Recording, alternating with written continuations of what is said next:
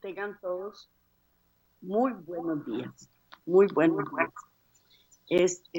Hoy un jueves más que estamos compartiendo con ustedes estas bellezas que Dios nos da y a las que tenemos que sacarles el mejor fruto posible, de frutos de bendición, de corrección sobre todo, para poder transitar primero que todo por este mundo sin la mayor cantidad de problemas como los tenemos cuando estamos alejados de Dios. Eso en primer lugar. Y en segundo lugar, estar más cerca de Dios, amarlo más y tener toda la fe necesaria para que creer que cuando Él venga en su segunda venida, Él nos va a rescatar y nos va a llevar a su redil, al hogar de donde partimos cuando vinimos a este mundo, y que Él con su infinita misericordia va a protegernos, a guardarnos, a guiarnos y a llevarnos de la mano hasta el final, como Él lo prometió. Este es el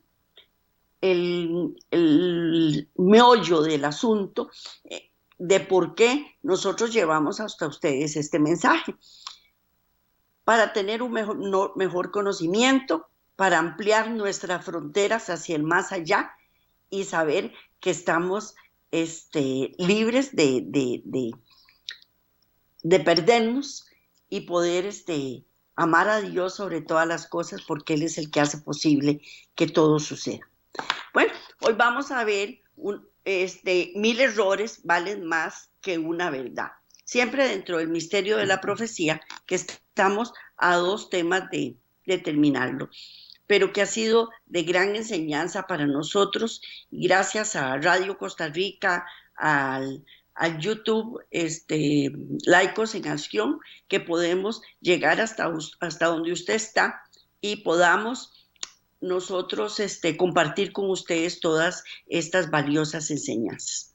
Pues el tema de hoy dice: 1000 errores valen más que la verdad, porque en realidad mucha gente dice no saber la verdad.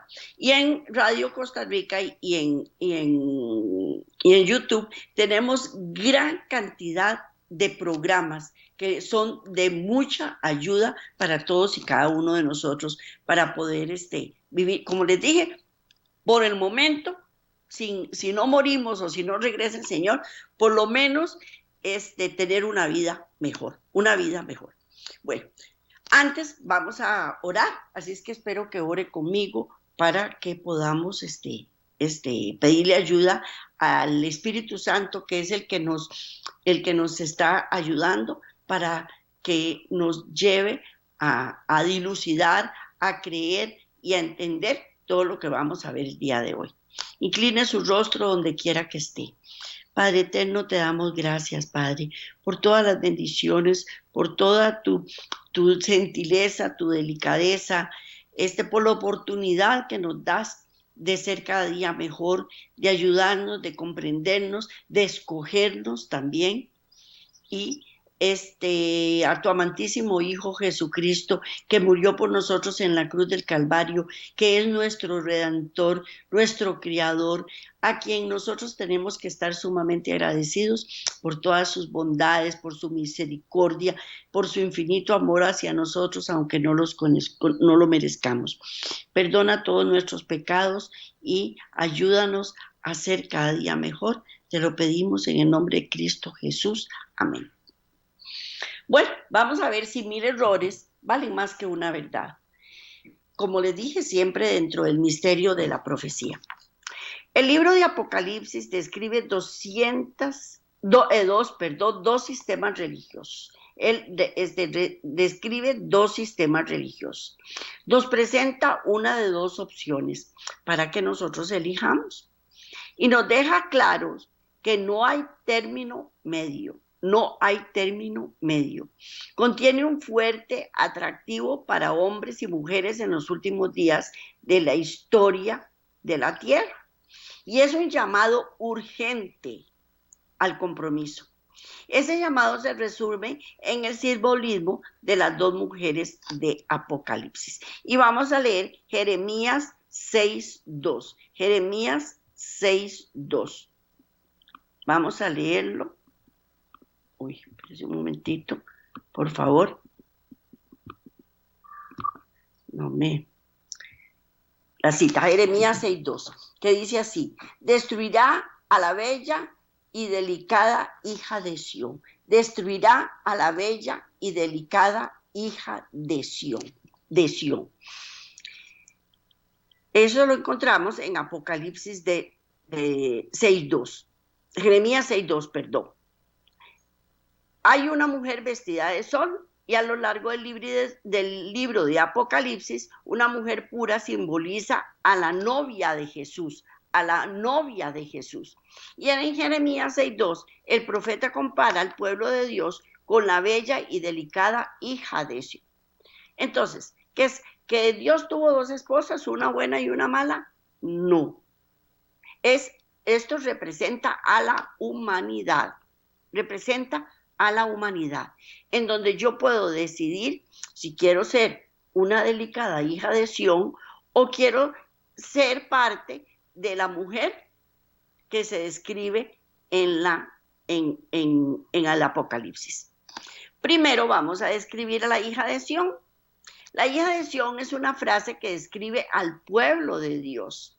Aquí Dios compara a su pueblo con una mujer hermosa y pura. En Efesios 5, compara a Jesús con un esposo fiel y a cuya iglesia que con la novia. En Apocalipsis 12 hay un sorprendente símbolo de una mujer cuyo vestido era el sol. Y vamos a leer Apocalipsis 12:1. Apocalipsis 12:17. Dice, me equivoqué y es 12:17. Entonces el dragón se llenó de ira contra la mujer y se fue a hacer guerra contra el resto de la descendencia de ella, los que guardan los mandamientos de Dios y tienen el testimonio de Jesús. Y vamos a leer Apocalipsis 12:1, que no puse la imagen ahí, pero aquí tengo la Biblia y la voy a leer. Apocalipsis 12:1. Apocalipsis 12:1. Dice, apareció en el cielo una gran señal, una mujer vestida de sol, con la luna debajo de sus pies y sobre su cabeza una corona de 12 estrellas. Repito, Apocalipsis 12:1. Apareció en el cielo una gran señal, una mujer vestida de sol, con la luna debajo de sus pies y su cabeza, y sobre su cabeza una corona de 12 estrellas. Esa es el otro símbolo de la mujer. Una la representa como la hija de Sión, que era una mujer pura, bella, y la otra mujer era una mujer vestida de sol, que tenía en la cabeza 12 estrellas. Hay un sorprendente símbolo de una mujer cuyo vestido era el sol. Ella es fiel a su verdadero amante Jesús. No está contaminada con la corrupción de las falsas doctrinas. Ella es descrita como la novia de Cristo o su iglesia en la tierra. A lo largo de los siglos, Satanás ha perseguido e intentado destruir al pueblo de Dios y describe su ataque cruel e identifica al pueblo de Dios como aquellos que se resisten al ataque del enemigo. Por lo tanto, entonces, me equivoqué, perdón, dije que la novia vestida de sol era la contraposición a la adhesión y no, es la misma iglesia pura y casta que el Señor describe. Y es la que resiste a los ataques del maligno. Entonces el dragón, Satanás, se llenó de ira contra la mujer y se fue a luchar contra el resto de sus descendientes, que es el pueblo del fin de los tiempos. Es decir, contra los que obedecen los mandamientos de Dios y tienen el testimonio de Jesucristo. Y tienen el testimonio de Jesucristo. La novia de Cristo, su iglesia, es obediente a Él en cada generación. La iglesia del Nuevo Testamento está vestida del Hijo de Justicia, que es Jesucristo. Sus afectos están puestos en Él. Ella le es fiel a Él. Y su amor y su lealtad no pueden brindarse a nadie más. Qué gloriosa imagen de los seguidores de Cristo encontramos aquí. Encontramos obedientes, leales, fieles a Cristo Jesús. Y Cristo los ama y les dice, la esposa, la describe como una mujer preciosa, que es su esposa que se llama Sión, o una mujer vestida de sol. Pero, como siempre, vino la apostasía. Y en Apocalipsis 17 surge otra mujer. Esta mujer cabalga sobre una bestia color escarlata. Escarlata. La Biblia la llama ramera. El color escarlata es un color muy significativo, muy significativo. Ella ha dejado a su verdadero amante, Jesucristo. Y aquí el apóstol Juan nos da una presentación gráfica de un sistema de religión apóstata. Y estudiaremos a la ramera montada sobre la bestia escarlata. Vamos a verla con algún detalle. Vamos a verla. Y vamos a leer Apocalipsis 17, 1 y 2. Apocalipsis 17, 1 y 2. Dice así. Vino entonces uno de los 7 ángeles que tenía las 7 copas y habló conmigo diciéndome, ven acá y te mostraré la sentencia contra la gran ramera, la cual está sentada sobre muchas aguas, con la cual han fornicado los reyes de la tierra, y los moradores de la tierra se han embriagado con el vino de su fornicación. Repito, Apocalipsis 17, 1 y 2. Vino entonces uno de los 7 ángeles que tenía las 7 copas y habló conmigo diciéndome, ven acá y te mostraré la sentencia contra la gran ramera, la que está sentada sobre muchas aguas, con la cual han fornicado los reyes de la tierra, y los moradores de la tierra se han embriagado con el vino de su fornicación. La gran ramera está sentada sobre muchas aguas es multitud de personas, y con ellos han fornicado los reyes de la tierra. Con ella han fornicado los reyes de la tierra. Estos versículos nos representan a esta mujer misteriosa, porque es una mujer misteriosa. Uno de los 7 ángeles fue el que vino y le mostró el castigo que iba a sucederle a la gran ramera, la que dominaba muchas aguas, porque los reyes de la tierra habían adulterado con ella. Y los habitantes de la tierra se han embriagado con el vino de su inmoralidad sexual. ¿Qué es una ramera? Una ramera es una mujer que ha fornicado con muchos hombres y tiene inmoralidad sexual. Y eso es lo que le pasa a esta ramera. Ella se olvidó de su esposo, que era Cristo Jesús, y empezó a esfornicar con muchas ideologías, muchas creencias, adoptó creencias de diferentes tipos de filosofías, de ideologías, y se contaminó. Y esta mujer ramera ha dejado a su verdadero amante. Esta es una imagen no de la verdadera iglesia, sino de una iglesia caída. La ramera ha dejado a su verdadero amante y ella domina muchos pueblos porque está sentada sobre muchas aguas. La Biblia continúa diciendo, con ella han fornicado los reyes de la tierra. ¿Qué es fornicar? Es unirse ilícitamente a alguien. Esta es la forma en que ella se pervirtió, porque ella se unió ilícitamente, olvidándose de la ley de Dios, y ella se unió a los reyes de la tierra, adquiriendo sus costumbres, sus creencias. En el sistema de la iglesia caída, la iglesia está unida con el Estado. Ella se une con el Estado, porque ella por sí misma no tiene autoridad civil para dominar a los pueblos. Entonces ella se une al Estado para poder tener ese poder civil del cual no goza. En el verdadero sistema religioso, la iglesia está unida con Jesucristo y con su santa ley. Sin embargo, la iglesia caída busca a los reyes y a los líderes políticos de la tierra para obtener ese poder,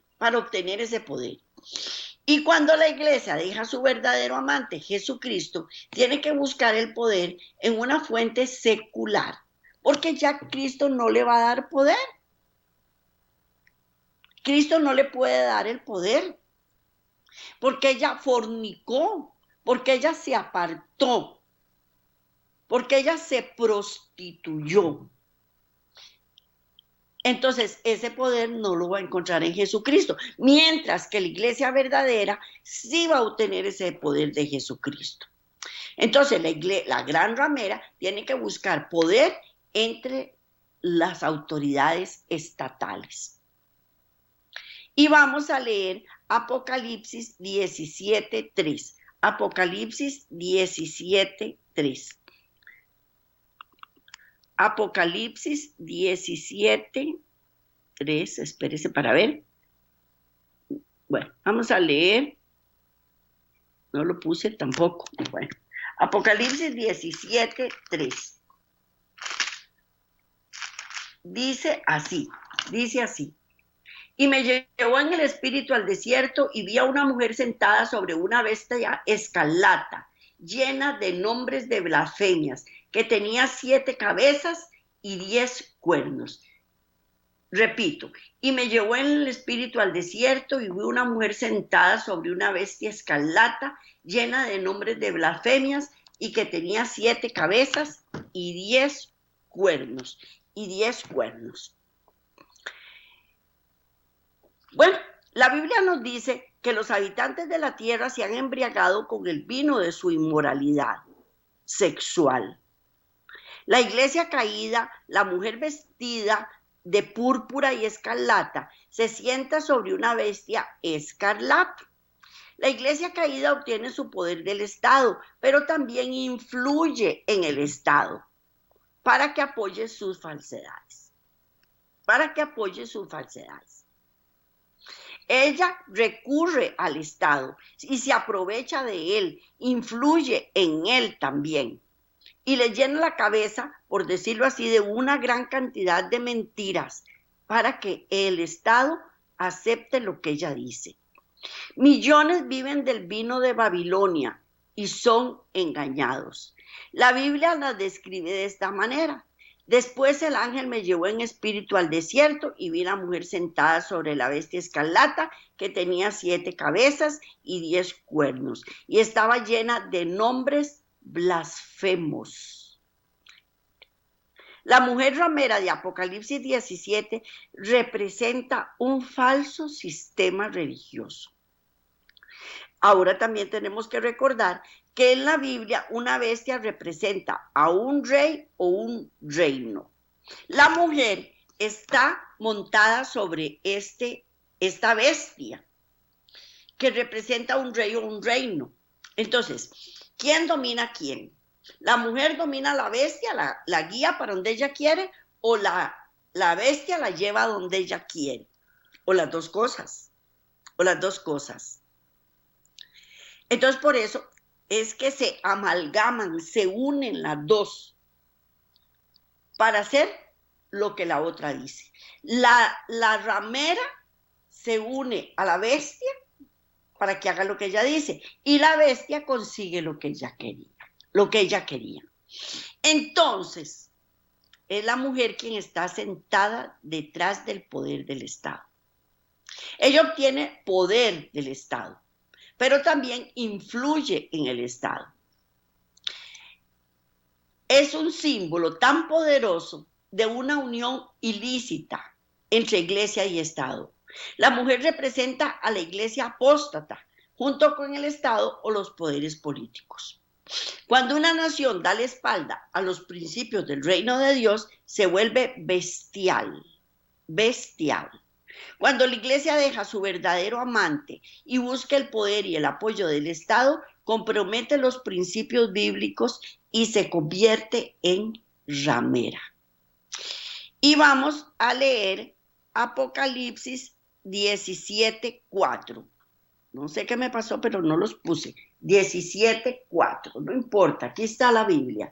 Y la mujer estaba vestida de púrpura y escarlata, adornada de oro, de piedras preciosas y de perlas, y tenía en la mano un cáliz de oro lleno de abominaciones de la inmundicia de su fornicación. Apocalipsis 17:4. Y la mujer estaba vestida de púrpura y escarlata, y adornada de oro, de piedras preciosas y de perlas, y tenía en la mano un cáliz de oro lleno de abominaciones y de la inmundicia de su fornicación. Los colores que Dios usa para describir este sistema caído de religión que atrae al Estado son púrpura y escarlata. Púrpura y escarlata. Y en la mano tenía una copa de oro, la cual rebosaba de cosas detestables y la inmundicia de su inmoralidad sexual. Recordemos que el rojo representa sangre y el púrpura significa poder. Y la copa rebosaba de inmundicia, de blasfemias, de cosas contra Dios. En otras palabras, en la mano de este sistema religioso caído hay una copa de vino y todo el mundo bebe y se confunde con estas falsas doctrinas. Porque la palabra Babilonia también significa confusión y esto está lleno de falsas doctrinas. En esto consiste el entendimiento y la sabiduría. Las 7 cabezas son 7 colinas sobre las que está sentada esta mujer. Y la mujer representa un sistema de tradiciones humanas y error en lugar de las verdades bíblicas. Sus colores son púrpura y escarlata y se encuentra en una ciudad que tiene 7 colinas. En Europa hay una ciudad capital con un poder político religioso que ha influido en los líderes políticos de Europa durante siglos, que está construida sobre 7 colinas y que los colores primarios de las vestiduras de sus sacerdotes son púrpura y escarlata. Y es Roma. Nos duele, Sí, porque la mayor parte de nosotros, al menos yo, vengo de una familia que fue católica, y uno ve las cosas que hacen, que hicieron, y uno ve que no está bien, que no está bien. Y el Señor la describe en su palabra. Y solo hay una ciudad que cumpla con estos requisitos. Solo hay una ciudad que esté fundada sobre 7 colinas, es la única en toda la tierra. Ahora, en su frente tiene un nombre escrito.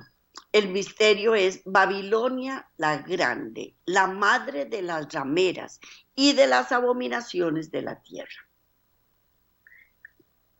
Miren, para mí fue muy triste este versículo, porque uno sabe las tradiciones y las cosas que se hacen en la Iglesia Católica y que Dios le estaba describiendo a ella ahí. Pero es la madre de las rameras. Y yo me preguntaba, ¿y quiénes son las rameras?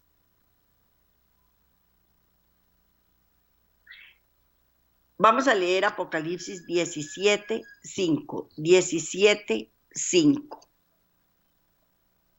Otro que no está. Ajá, sí está. Dice el Apocalipsis 17:5 dice, y en su frente es un nombre escrito, un misterio, Babilonia la Grande, la madre de las rameras y de las abominaciones de la tierra.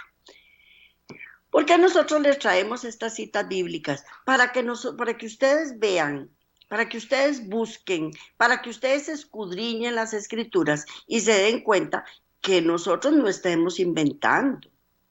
A nosotros nos duele porque hay mucha gente que nosotros amamos, que sabemos que también pertenecen al remanente de Dios, que están en esas iglesias, pero Dios las invita a salir de ahí. Pues esta señora tiene hijas que han conservado muchas de sus falsas enseñanzas y doctrinas que no son bíblicas. No son bíblicas. Y está la iglesia pentecostal, la iglesia cristiana, que ha adoptado muchas, pero muchas de las creencias de la gran ramera. Y repito, y en su frente un nombre escrito, un misterio, Babilonia la Grande, la madre de las rameras y de las abominaciones de la tierra. Cuando habla del misterio, nos recuerda que en el primer siglo, Babilonia literal, el poderoso imperio que dominaba en Oriente Medio, ya había sido destruida. Una vez que los ejércitos persas liderados por Ciro atacaron y derrotaron a Belsasar, Babilonia nunca volvió a ser prominente, nunca. Nuestro pasaje no puede estar hablando de una Babilonia literal. Además, recordemos que la mayor parte de las profecías que hay en Apocalipsis están llenas de signos que no se pueden interpretar literalmente. Esta Babilonia literal había sido destruida más de 500 años antes de que Juan escribiera esta profecía. Y Apocalipsis 17 habla de la Babilonia espiritual, un sistema religioso apóstata que se apartaría de la enseñanza pura de la palabra de Dios e introduciría en el cristianismo muchas de las enseñanzas de Babilonia del Antiguo Testamento. Esto puede sonar increíble, pero es verdad. A veces la verdad es más extraña que la ficción. Esta profecía está hablando de una desviación de la figura de las escrituras. Las falsas doctrinas entrarían a la iglesia a través de este falso sistema religioso llamado Babilonia. Babilonia. Y vamos a analizar la falsedad de Babilonia. El libro de Génesis nos indica por qué Dios en Apocalipsis habla del misterio de Babilonia la Grande. Si se entiende el misterio de Babilonia la Grande, se puede comprender de dónde Dios nos llama a salir y a dónde nos invita a entrar. En el Antiguo Testamento, justo después del diluvio, había un grupo de hombres y una mujer que se rebelaron contra Dios y construyeron una torre que se hizo conocida como la Torre de Babel. El relato del Génesis lo expresa así y vamos a leer Génesis 11:9. Génesis 11:9. Dice: por esto fue llamado el nombre de ella Babel, porque allí confundió Jehová el lenguaje de toda la tierra, y desde allí los esparció sobre la faz de toda la tierra. Repito, Génesis 11:9. Por esto fue llamado el nombre de ella Babel, porque allí confundió Jehová el lenguaje de toda la tierra, y desde allí los esparció sobre la faz de toda la tierra. Entonces, ahí mismo nos lo explica. Significa confusión. La Torre de Babel fue construida en desafío directo a la palabra de Dios.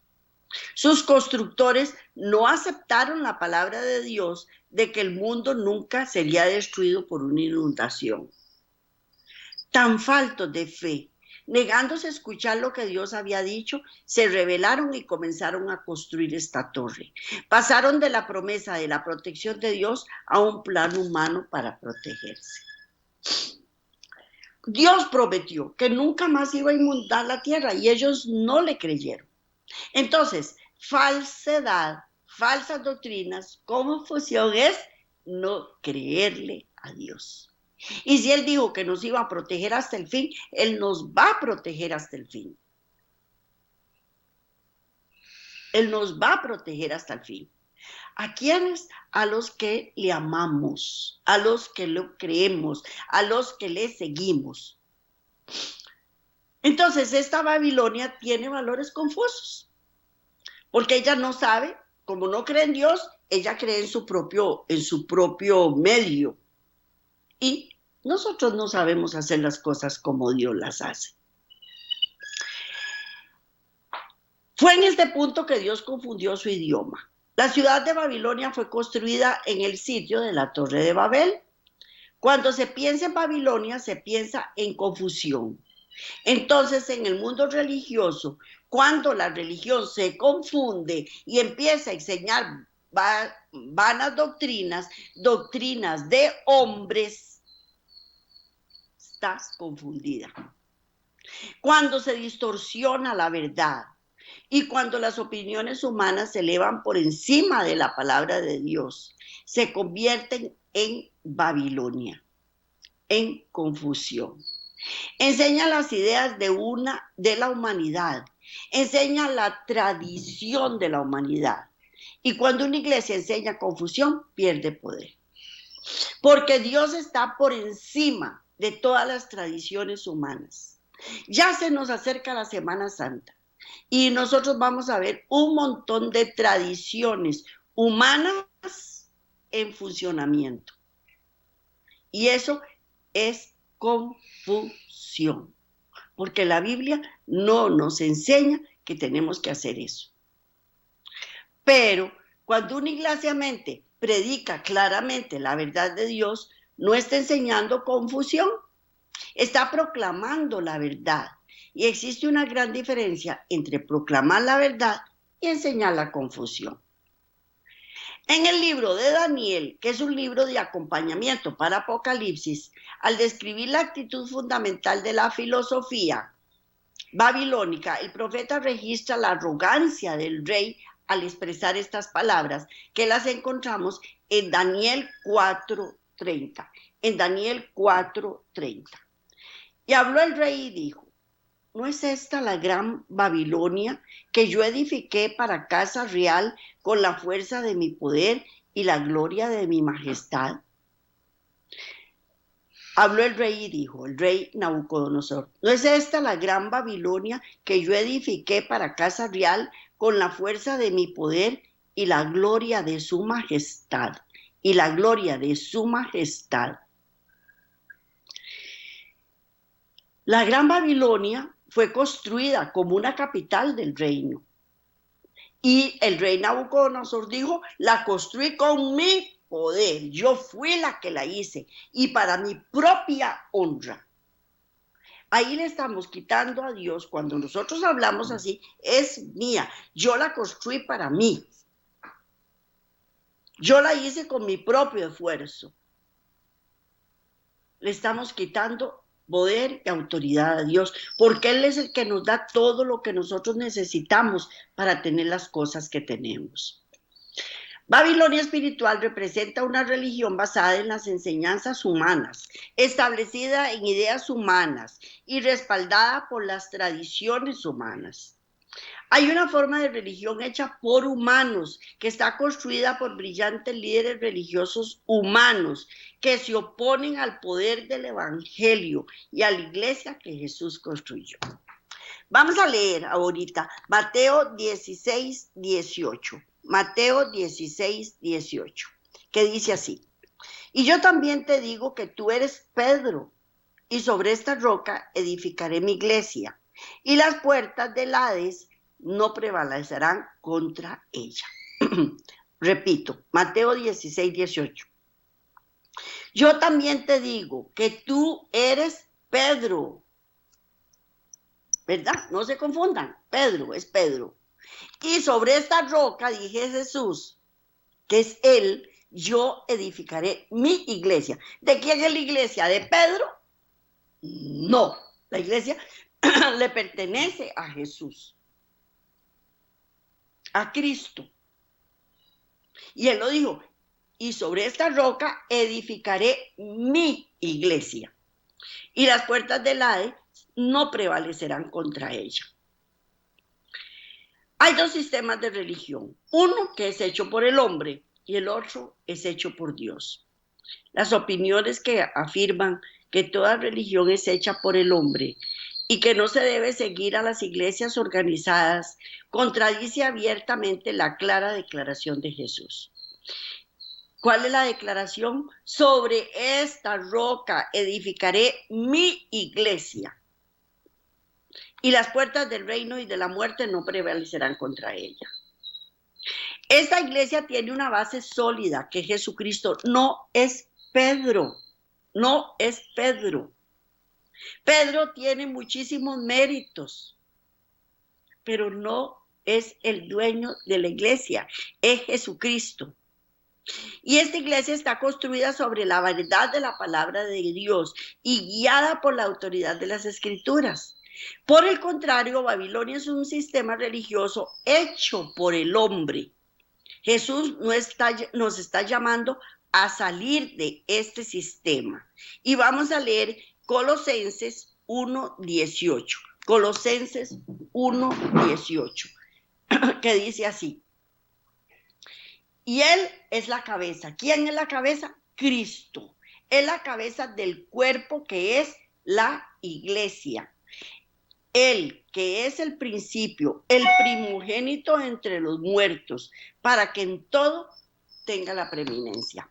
¿Cómo vamos a decir? Supongamos que es Pedro, que sobre Pedro se edificó la iglesia. Él es la cabeza de la iglesia, él es el cuerpo de la iglesia, él es la cabeza del cuerpo. No, Él es el principio, es el primogénito entre los muertos, para que en todo tenga prominencia. Pedro, no, es Cristo Jesús el que lo tiene la preeminencia, no es Pedro, no es Pedro. Tiene muchos méritos, fue un apóstol, él trabajó muchísimo por la iglesia apostólica de la que Cristo fundó, pero la iglesia le pertenece a Cristo. Por el contrario, Babilonia es un sistema religioso hecho por el hombre. Jesús nos está llamando a salir de todos los sistemas humanos de religión. Él nos está llamando de regreso a la fidelidad a su palabra. La iglesia de Jesucristo no es una institución hecha por humanos. Fue construida por Jesús mismo. Es la cabeza del cuerpo, que es la iglesia. Jesucristo es la cabeza del cuerpo. Es el primogénito en la resurrección. Es en todo el primero. Y es la única cabeza de la iglesia. Vamos a buscar un líder humano o una cabeza divina. ¿Qué es lo que estamos buscando? Cuando el rey Nabucodonosor se sentó en su templo, en el trono real, habló como un dios. Sus órdenes eran supuestamente la voz de un dios. Una vez más, en los últimos días surgirá un sistema iglesia-estado llamado Babilonia espiritual, que tendrá un líder espiritual que irá a hablar como Dios. Y habrá alguien cuya palabra será considerada como la palabra de Dios misma. Vamos a leer Segunda de Tesalonicenses 2:4. Segunda de Tesalonicenses 2:4.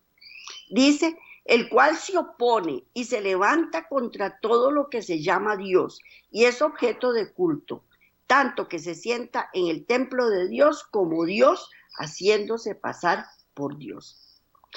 El cual se opone y se levanta contra todo lo que se llama Dios o es objeto de culto,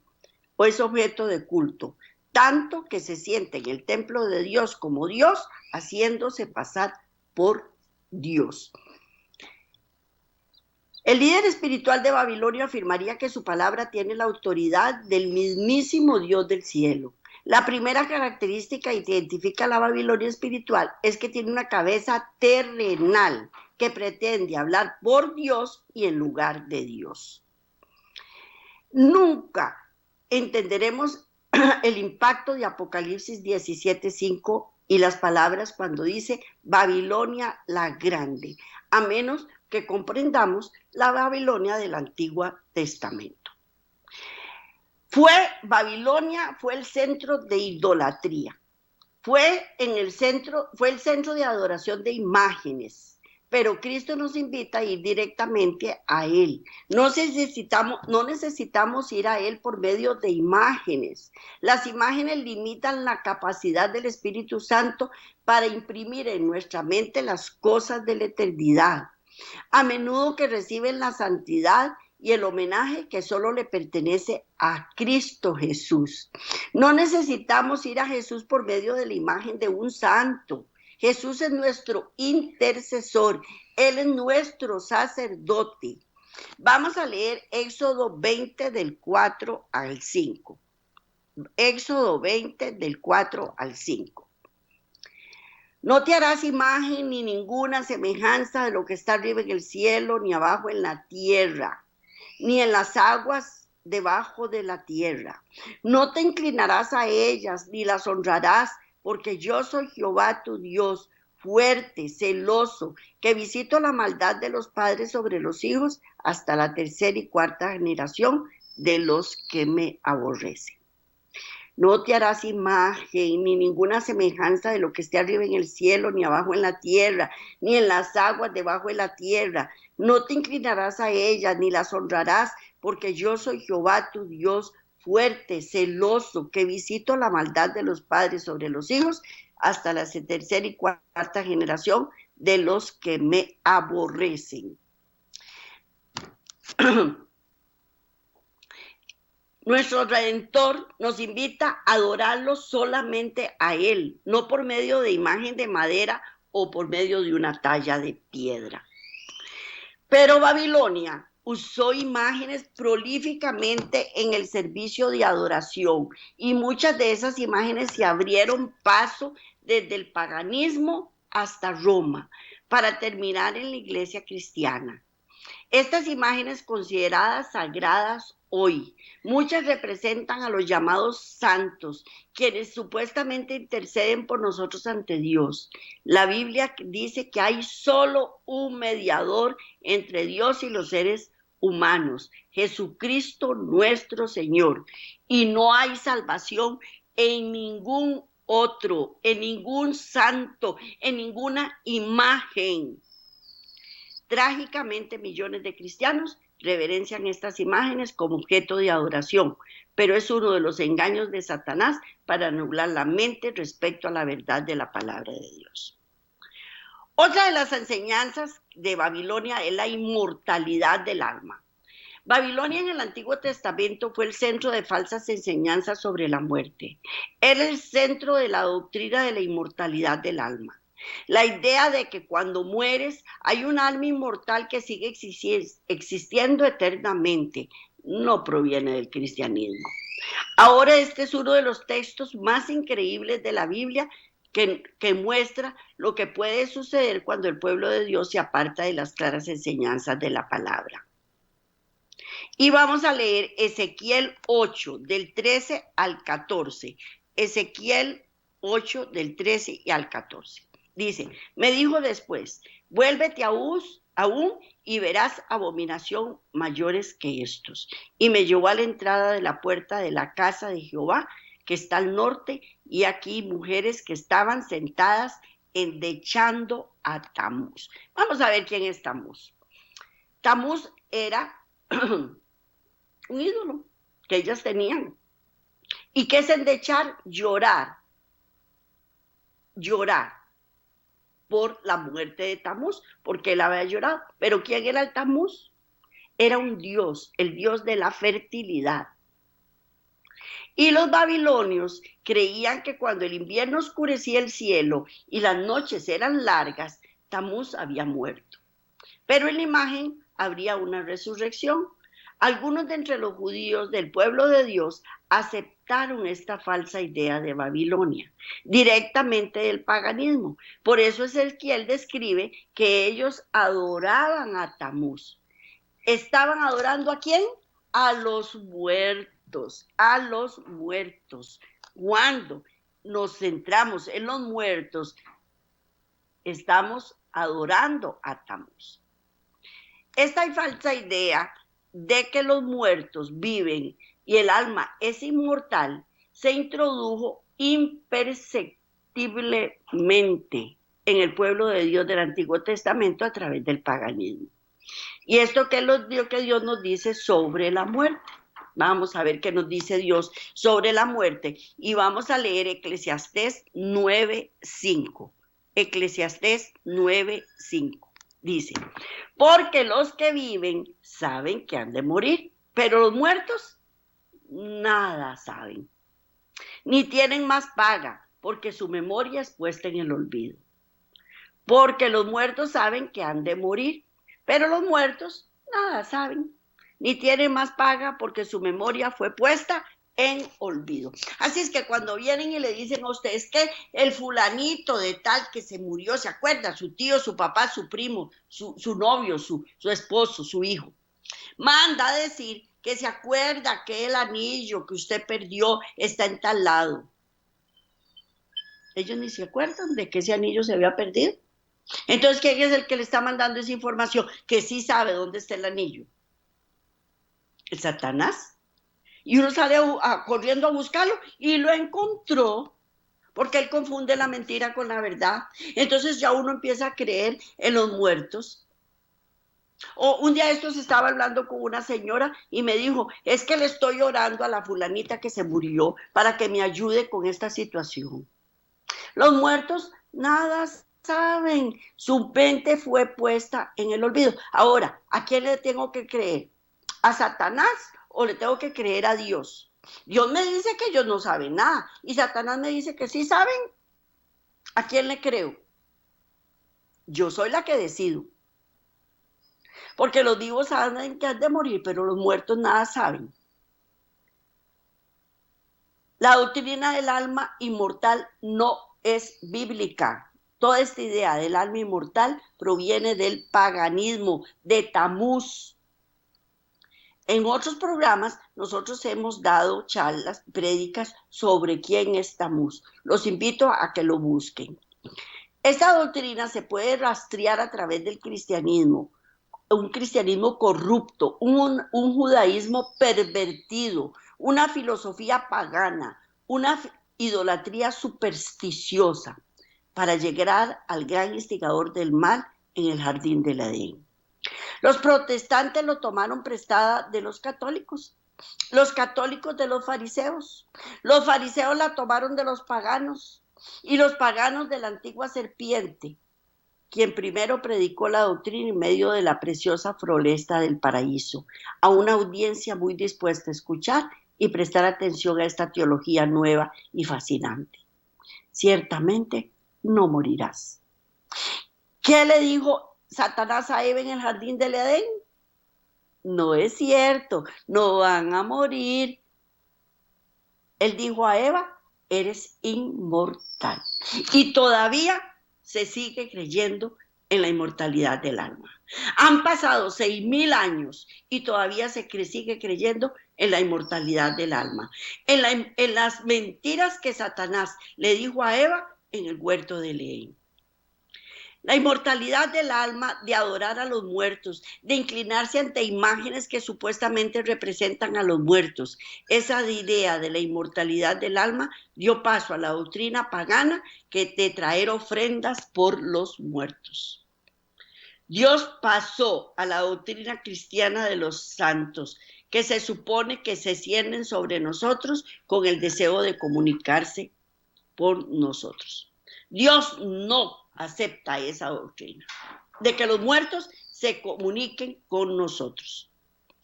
La mayor parte de las iglesias están espiritualmente muertas, carecen de poder espiritual porque han perdido la urgencia de la segunda venida de Cristo. Han perdido su pasión por el regreso de Jesús. La Biblia nos lleva a la comprensión de que Jesucristo viene pronto y anhelamos que nuestros seres queridos resuciten para encontrarse con Cristo en el cielo, juntamente con nosotros. También Babilonia era el centro de adoración del sol. La adoración del sol fue prominente en Egipto, en Asiria, en Persia y por supuesto en Babilonia. En la antigua Babilonia el sol era adorado desde la antigüedad. En Babilonia la adoración del sol tuvo cierto impacto en el pueblo de Dios. Y Ezequiel, que fue contemporáneo de Daniel, escribió acerca de la influencia de la adoración solar babilónica en algunos fieles en Judea. Vamos a leer Ezequiel 8:16. Ezequiel 8:16. Dice así: y me llevó al atrio de adentro de la casa de Jehová, y aquí junto a la entrada del templo de Jehová, entre la entrada y el altar como 25 varones, sus espaldas vueltas al templo de Jehová y sus rostros hacia el oriente, y adoraban al sol, postrándose hacia el oriente. Adoraban al sol. En cada generación Satanás ha intentado exaltar la creación por encima del Creador.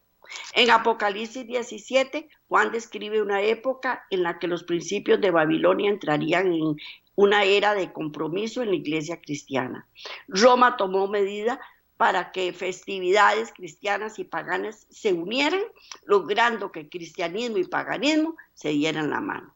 El domingo se convirtió en el vehículo para unir los dos sistemas de creencias. La cultura babilónica es un sistema religioso basado en el mérito humano para la salvación, dejando de lado que Cristo es nuestro Salvador.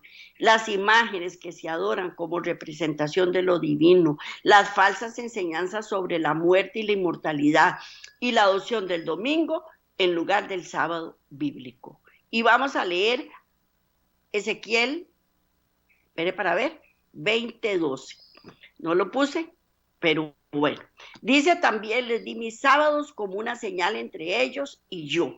Ezequiel 20:12. Para que reconocieran que yo, el Señor, he consagrado los sábados para mí. La iglesia cristiana no protestaron lo suficiente en alguna de esas partes. La inmortalidad del alma y la adoración del domingo son ejemplo de las falsedades que el gran engañador ha llevado a multitudes a aceptar. Pero Dios tiene millones de personas sinceras que lo aman y anhelan conocer su verdad. Ahora vamos a leer Ezequiel 22:26. Dice: sus sacerdotes violaron mi ley, lo contaminaron y contaminaron mis santuarios. Entre lo santo y lo profano no hicieron diferencia, ni distinguieron entre lo inmundo y lo limpio, y de mis días de reposo apartaron sus ojos, y yo he sido profanado en medio de ellos. Daniel 7:25.